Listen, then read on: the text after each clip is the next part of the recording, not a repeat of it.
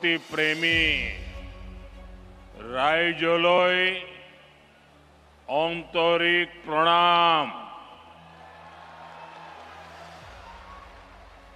असम के राज्यपाल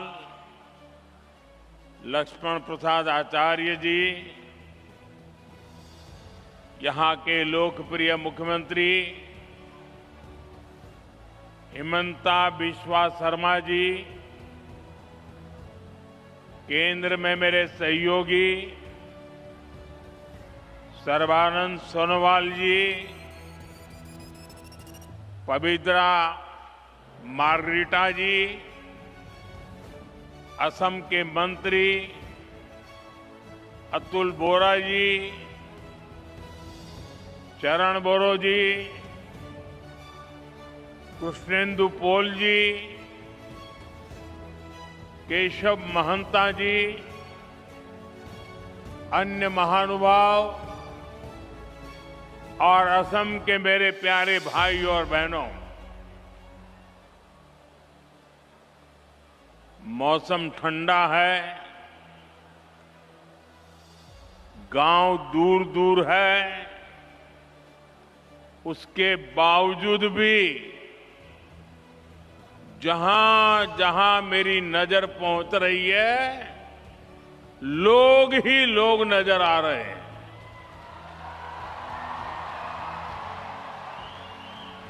आप इतनी बड़ी संख्या में हमें आशीर्वाद देने आए हैं, मैं आपका बहुत बहुत आभारी हूं।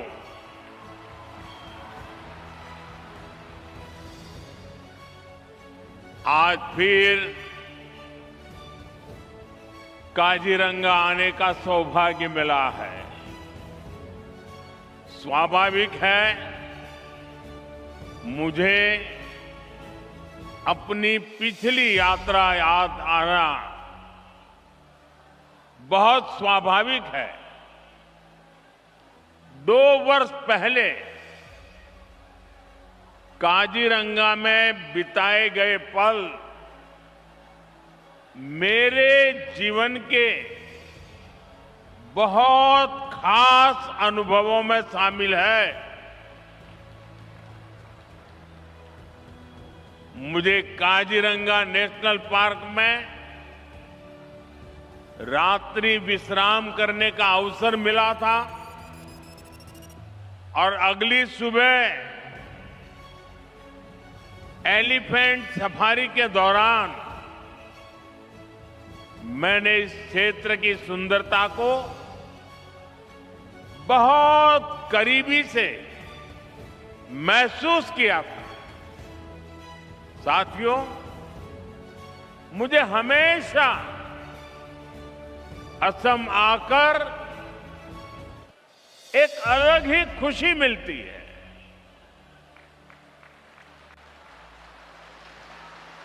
ये धरती वीरों की धरती है। हर क्षेत्र में अपनी प्रतिभा दिखाने वाले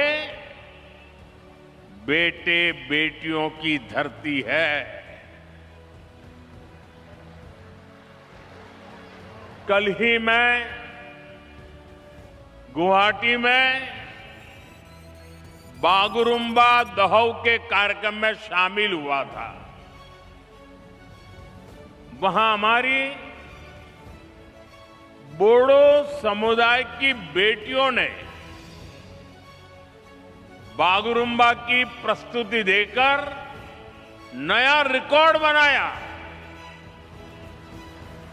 बागुरुम्बा की ऐसी अद्भुत प्रस्तुति 10,000 से अधिक कलाकारों की ऊर्जा, खाम की थाप, सिफुंग की धून, उन मनोरम पलों ने हर किसी को मंत्रमुग्ध कर दिया। बागुरुम्बा की अनुभूति आंखों से होकर दिल में उतरती रही।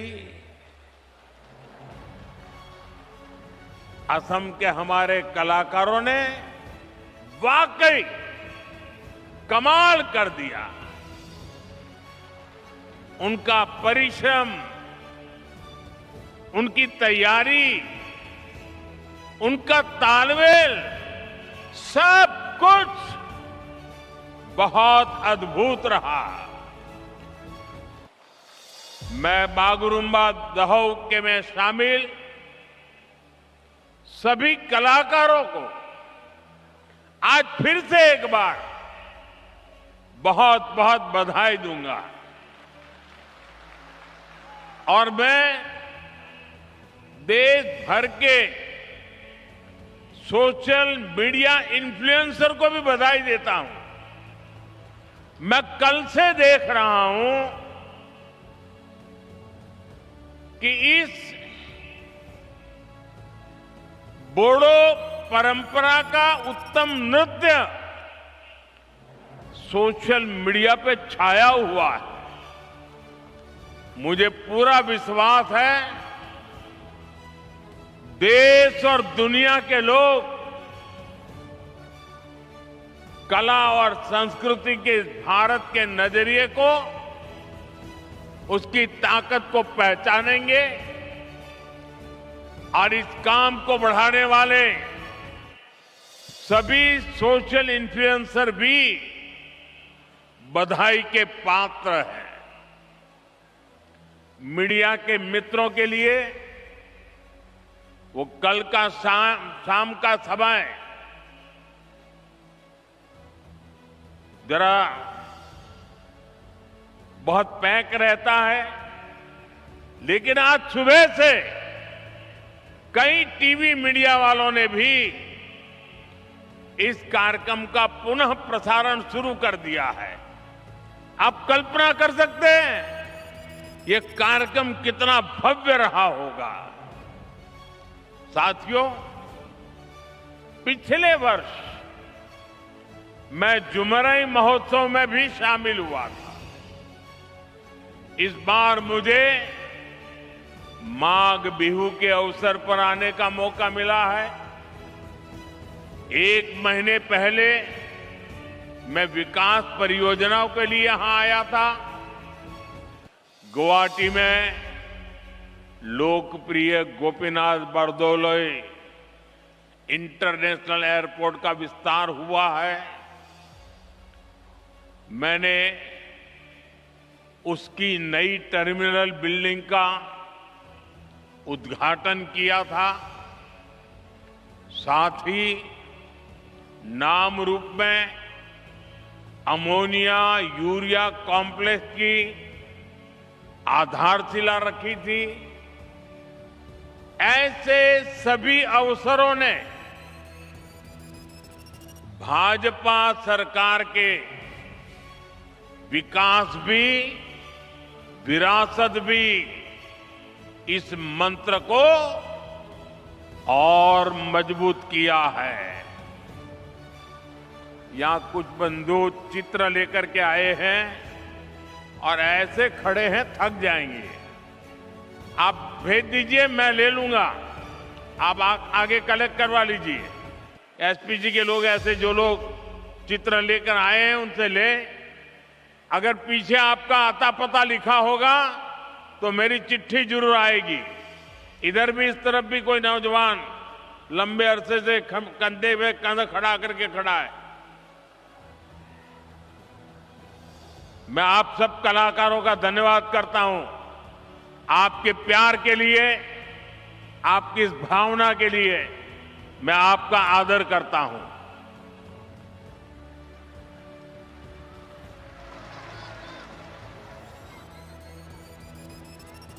आप सब बैठ जाइए। जो यहां भी है वो ले लीजिए भाई, उनको परेशान मत कीजिए। साथियों, असम के इतिहास में कलियाबोर का अहम स्थान है। असम के वर्तमान और भविष्य के लिए भी ये स्थान बहुत महत्वपूर्ण है। ये काजीरंगा राष्ट्रीय उद्यान का प्रवेश द्वार भी है और ऊपरी आसाम की कनेक्टिविटी का भी केंद्र है। यहीं से महायोद्धा लसित बोरफुकन जी ने मुगल हमलावरों को बाहर करने की रणनीति बनाई थी। उनके नेतृत्व में असम के लोगों ने साहस, एकजुटता और दृढ़ संकल्प के साथ मुगल सेना को पराजित किया था। ये केवल एक सैन्य विजय नहीं थी, ये असम के स्वाभिमान और आत्मविश्वास का जयघोष था। अतीत में यहां से पूरे पश्चिमी असम की जिम्मेदारियां संभाली जाती थी। अहोम शासन के समय से कलियाबोर का रणनीतिक महत्व रहा है। मुझे खुशी है कि भाजपा सरकार में अब ये क्षेत्र कनेक्टिविटी और विकास का अहम केंद्र बन रहा है। साथियों, आज बीजेपी पूरे देश में लोगों की पहली पसंद बन गई है।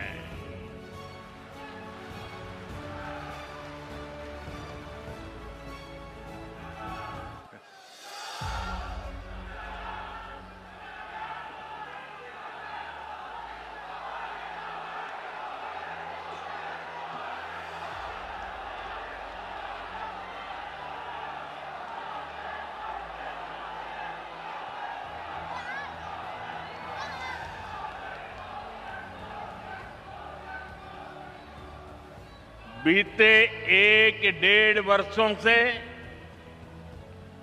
बीजेपी पर देश का भरोसा लगातार बढ़ता जा रहा है। हाल ही में बिहार में चुनाव हुए,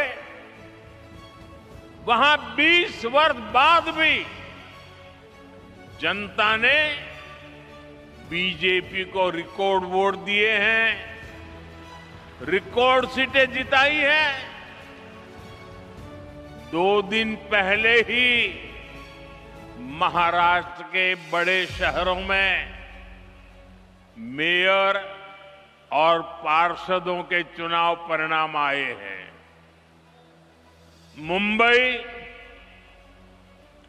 जो दुनिया के सबसे बड़े निगमों से एक है, वहां की जनता ने पहली बार बीजेपी को रिकॉर्ड जनादेश दिया।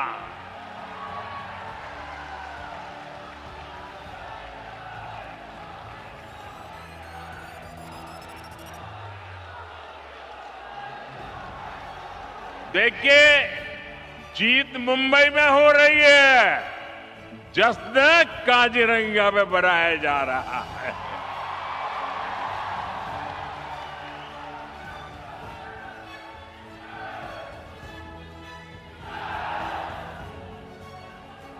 महाराष्ट्र के अधिकतर शहरों की जनता ने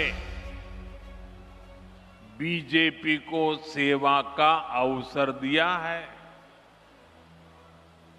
साथियों, इससे पहले दूर सुदूर दक्षिण में केरला की जनता ने बीजेपी को बहुत बड़ा समर्थन दिया है। वहां पहली बार बीजेपी का मेयर बना है। केरला की राजधानी तिरुवनंतपुरम में आज बीजेपी सेवा कर रही है। साथियों, बीते कुछ समय में जितने भी चुनाव परिणाम आए हैं, उनका जनादेश स्पष्ट है। देश का वोटर आज गुड गवर्नेंस चाहता है, विकास चाहता है। वो विकास और विरासत दोनों पर फोकस करता है। इसलिए वो बीजेपी को पसंद करता है।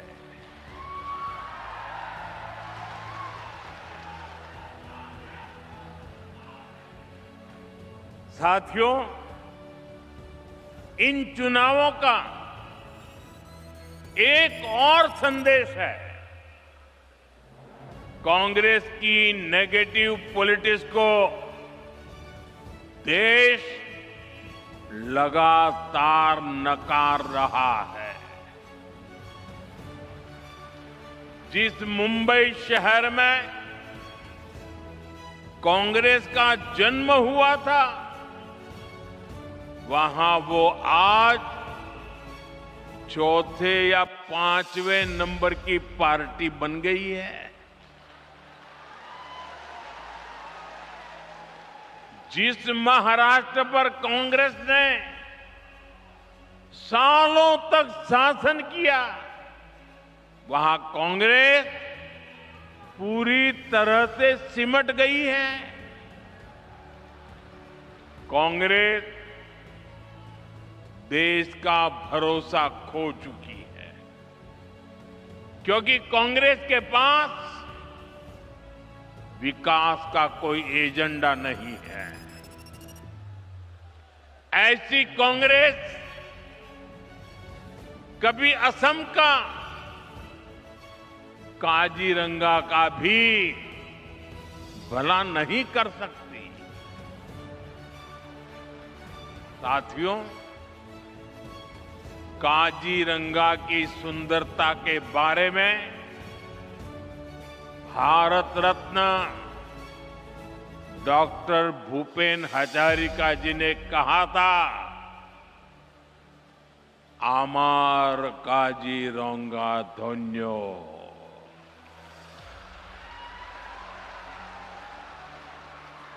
प्रकृति दुनिया कुलात खेली, आमार मोर होल पुण्यो।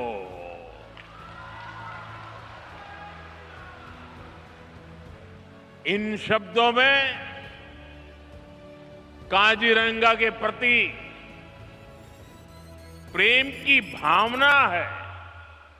साथ ही इनमें असमिया लोगों के प्रकृति से स्नेह की अभिव्यक्ति भी है। काजीरंगा केवल एक नेशनल पार्क नहीं है, काजीरंगा तो असम की आत्मा है, आत्मा।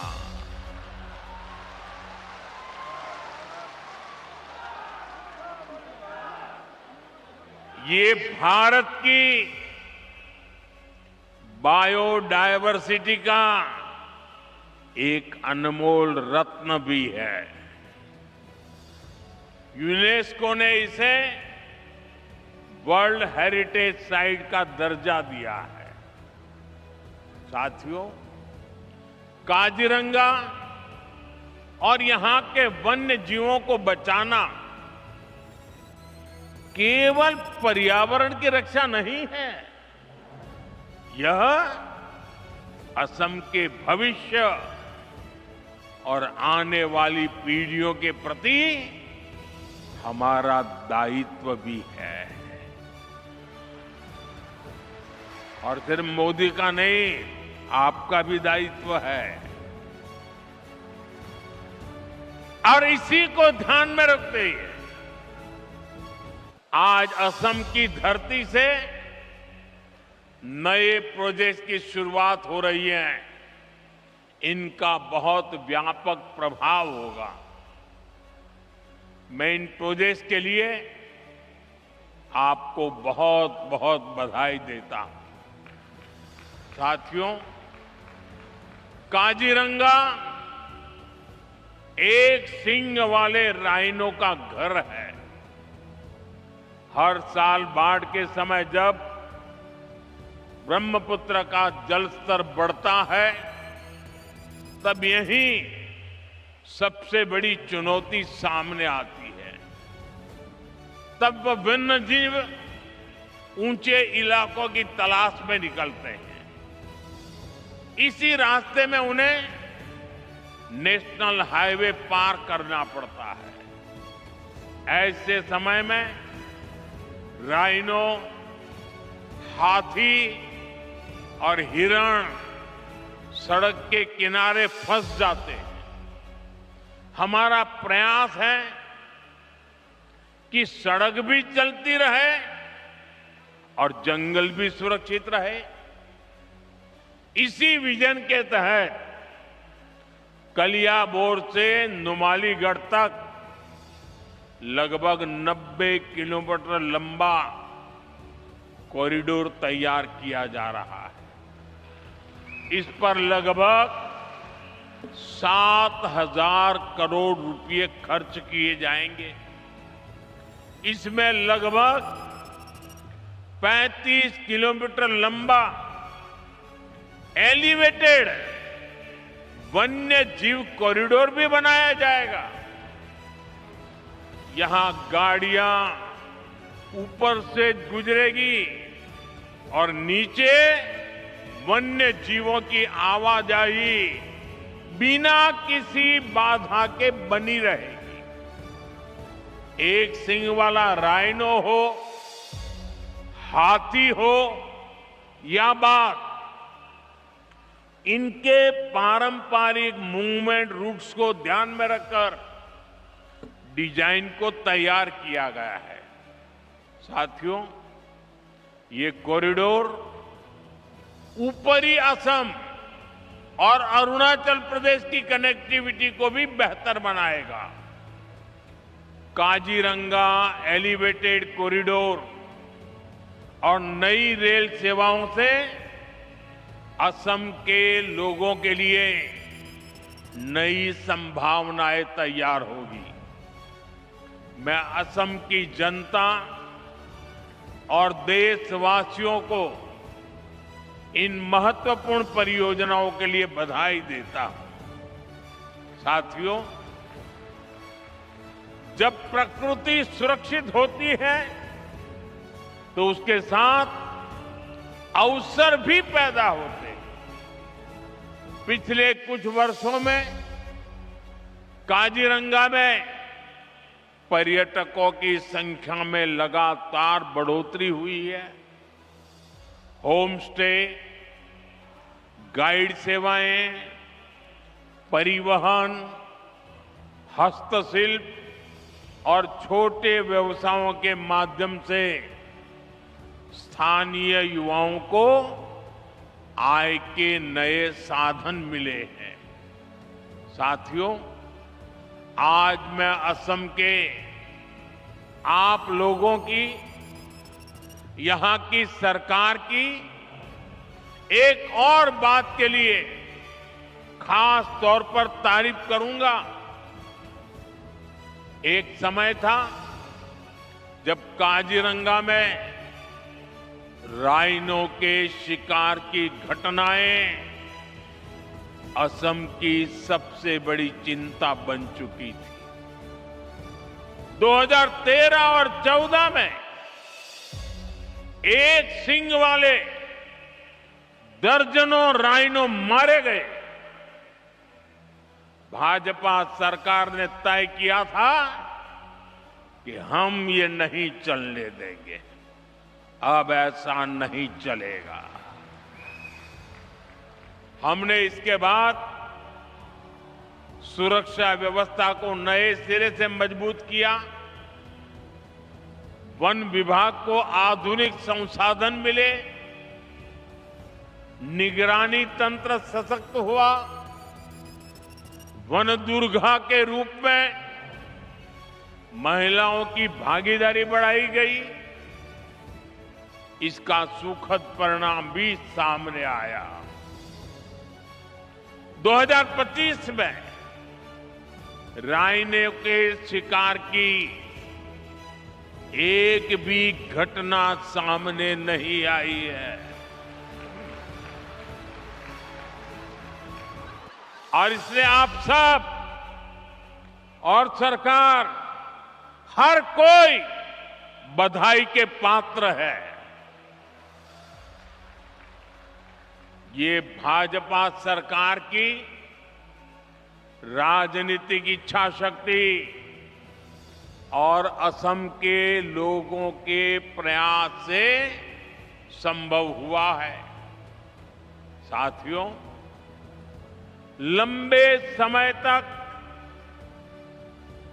एक सोच ये बनी रही कि प्रकृति और प्रगति एक दूसरे के विपरीत है।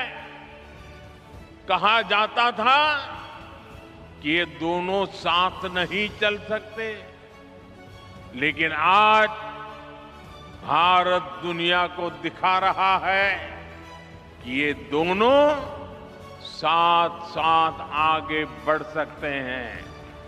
इकोनॉमी भी, इकोलॉजी भी। पिछले एक दशक में देश में जंगलों और पेड़ों का कवरेज बढ़ा है। लोगों ने एक पेड़ मां के नाम अभियान में बढ़ चढ़कर हिस्सा लिया है। इस अभियान के तहत अब तक 260 करोड़ से अधिक पेड़ लगाए जा चुके हैं। 2014 के बाद देश में टाइगर और एलिफेंट रिजर्व की संख्या बढ़ गई है। प्रोटेक्टेड एरिया और कम्युनिटी एरिया में भी बड़ा विस्तार हुआ।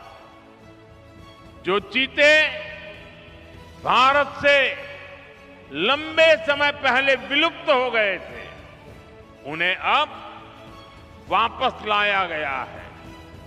आज चीता लोगों के लिए एक नया आकर्षण बन गया है। हम वेटलैंड कंजर्वेशन पर भी लगातार काम कर रहे हैं। आज भारत एशिया का सबसे बड़ा रामसर नेटवर्क बन चुका है। रामसर साइट्स की संख्या में, उसके हिसाब से भारत दुनिया में तीसरे स्थान पर है। अब हमारा असम भी दुनिया को दिखा रहा है कि कैसे विकास के साथ साथ हम अपनी विरासत को भी संभाल सकते हैं, प्रकृति की भी रक्षा कर सकते हैं। साथियों, नॉर्थ ईस्ट की सबसे बड़ी पीड़ा हमेशा दूरी की रही। दूरी दिलों की, दूरी स्थानों की। दशकों तक यहां के लोगों के महसूस होता रहा कि देश का विकास कहीं और हो रहा है और वे पीछे छूट रहे हैं। इसका असर केवल अर्थव्यवस्था पर नहीं पड़ा, बल्कि भरोसे पर भी पड़ा। इस भावना को बदलने का काम भाजपा ने किया। डबल इंजन की सरकार ने नॉर्थ ईस्ट के विकास को प्राथमिकता बनाया। रोडवेज, रेलवेज, एयरवेज, वोटरवेज के माध्यम से असम को जोड़ने पर एक साथ काम शुरू हुआ। साथियों, जब हम रेल कनेक्टिविटी बढ़ाते हैं तो इसका फायदा सामाजिक और आर्थिक दोनों स्तरों पर होता है। इसलिए नॉर्थ ईस्ट के लिए कनेक्टिविटी का विस्तार बहुत महत्वपूर्ण है, लेकिन कांग्रेस ने कभी इसकी परवाह नहीं की। मैं आपको एक आंकड़ा देता हूं। जब कांग्रेस की केंद्र में सरकार थी तो असम को बहुत कम रेल बजट मिलता था, लगभग 2000 करोड़ रुपए। अब भाजपा सरकार में इसे बढ़ाकर लगभग 10,000 करोड़ रुपए सालाना कर दिया गया है। अब मैं आपको पूछता हूं, ये आंकड़ा आपको याद रहा क्या? ये आंकड़ा आपको याद रहा क्या कि भूल गए? मैं फिर से याद कराता हूं। कांग्रेस के जमाने में असम को रेलवे के लिए 2000 करोड़ रुपया मिलता था। कितना? सबके सब बोलिए, कितना मिलता था? कितना मिलता था? कितना मिलता था? भाजपा सरकार आने के बाद असम को कितना मिलता है? 10,000 करोड़ रुपया। कितना? कितना? कितना? 10,000 करोड़ रुपया। यानी कांग्रेस जितना पैसा असम को रेलवे के लिए देती थी, भाजपा उससे 5 गुना ज्यादा पैसा असम को दे रहा है। साथियों, इस बढ़े हुए निवेश से बड़े पैमाने पर इंफ्रास्ट्रक्चर निर्माण हुआ है। नई रेल लाइनें बिछाने से, दोहरीकरण और इलेक्ट्रिफिकेशन होने से रेलवे की क्षमता बढ़ी है, लोगों के लिए सुविधाएं बढ़ी हैं। आज कलियाबोर से जिन 3 नई ट्रेन सेवाओं का शुभारंभ हो रहा है, वे भी असम की रेल कनेक्टिविटी में एक महत्वपूर्ण विस्तार है। वंदे भारत स्लीपर ट्रेन गुवाहाटी को कलकत्ता से जोड़ेगी। यह आधुनिक स्लीपर ट्रेन लंबी दूरी की यात्रा को और अधिक आरामदायक बनाएगी। इसके साथ ही 2 अमृत भारत एक्सप्रेस ट्रेनों की शुरुआत की जा रही है। इन ट्रेनों के रास्ते में असम, पश्चिम बंगाल, बिहार और उत्तर प्रदेश के कई महत्वपूर्ण स्टेशन शामिल है, जिससे लाखों यात्रियों को सीधा लाभ मिलेगा। ये ट्रेनें असम के व्यापारियों को नए बाजारों से जोड़ेगी, छात्र शिक्षा के नए अवसरों तक आसानी से पहुंच सकेंगे और असम के लोगों के लिए देश के अलग अलग हिस्सों में आना जाना सरल हो जाएगा। कनेक्टिविटी का विस्तार भरोसा पैदा करता है कि नॉर्थ ईस्ट अब विकास के हाशिए पर नहीं है। नॉर्थ ईस्ट अब दूर नहीं रहा। नॉर्थ ईस्ट अब दिल के भी पास है, दिल्ली के भी पास है। साथियों, आज आपके बीच असम के सामने मौजूद एक बड़ी चुनौती की भी चर्चा आवश्यक है। ये चुनौती है असम की पहचान बचाने की। असम की संस्कृति बचाने की। आप मुझे बताइए, असम की पहचान बचनी चाहिए कि नहीं बचनी चाहिए? ऐसा नहीं सबके सब जवाब दो। असम की पहचान बचनी चाहिए कि नहीं बचनी चाहिए? आप सबकी पहचान बननी चाहिए कि नहीं बननी चाहिए? आपके पूर्वजों की विरासत बचनी चाहिए कि नहीं बचनी चाहिए? आज असम में बीजेपी सरकार जिस प्रकार घुसपैठ से निपट रही है, जिस प्रकार हमारे जंगलों को, ऐतिहासिक सांस्कृतिक स्थलों को, आप लोगों की जमीनों को अवैध कब्जों से मुक्त कर रही है, उसकी आज बहुत प्रशंसा हो रही है। ये सही हो रहा है कि नहीं हो रहा है? ये होना चाहिए कि नहीं होना चाहिए? ये आपके भले के लिए है कि नहीं है? लेकिन आप जरा ये भी सोचिए साथियों कि कांग्रेस ने असम के साथ क्या किया। सिर्फ सरकारें बनाने के लिए, कुछ वोट पाने के लिए असम की मिट्टी को घुसपैठियों को सौंप दिया। कांग्रेस ने दशकों तक असम में सरकारें बनाई।